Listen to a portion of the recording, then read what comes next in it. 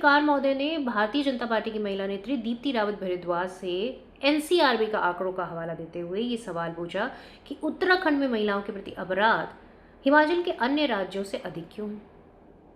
और इसी सवाल को आगे बढ़ाते उन्होंने ये भी पूछा कि वो 10 शहर जो महिला अपराध के लिए जाने जाते हैं उसमें देहरादून का भी नाम आता है। अब आपको जानकर हैरानी होगी, इस सवाल के जवाब में उन महिला नेत्री ने ये कहा कि उत्तराखंड में महिला की आबादी ज़्यादा है इसलिए अपराध ज़्यादा है। अब सवाल उनसे ये पूछना पड़ेगा, आखिर अंकिता भंडारी के साथ जो अपराध हुआ और उसे आज तक न्याय नहीं मिल पाया, उस वीवीआईपी का नाम सामने नहीं आ पाया, तो वो क्या महिलाओं की आबादी ज़्यादा है इसलिए? ये भारतीय जनता पार्टी का चाल चलित चेहरा है, वो सिर्फ उत्तराखंड तक सीमित नहीं है। आप देखिए प्रज्वला रमन्ना जैसे व्याभिचारी लोगों को किस तरीके से उनके लिए वोट मांगते फिर रहते हैं।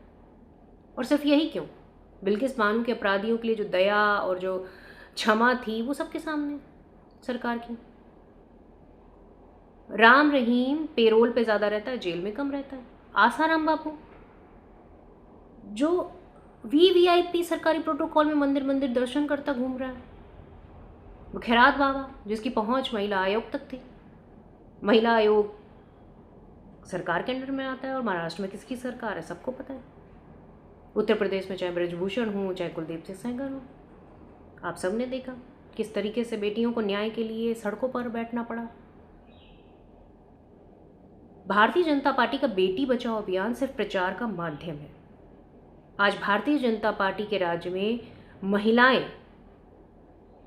और उनसे जुड़ी सुरक्षा पर जब सवाल पूछे जाते हैं तो भारतीय जनता पार्टी इस तरीके के जवाब देती। इन जवाबों से क्या बेटियों की सुरक्षा हो पाएगी जिसके बड़े बड़े दावे करते? महिला आरक्षण बिल 2024 में पास हो गया पर उसे लागू नहीं किया गया। आज फिर से उसी में संशोधन किया जा रहा है। आखिर मंशा क्या है भारतीय जनता पार्टी? जब वोट लेना होता है तो महिलाओं के अकाउंट में पैसे पहुंच जाते हैं और उसके बाद उनके दुख दर्द को पूछने वाला कोई नहीं होता। आज महंगाई, चूल्हा, गैस सिलेंडर सब महिलाओं के सामने एक बड़ी समस्या बनकर सामने आ गई है।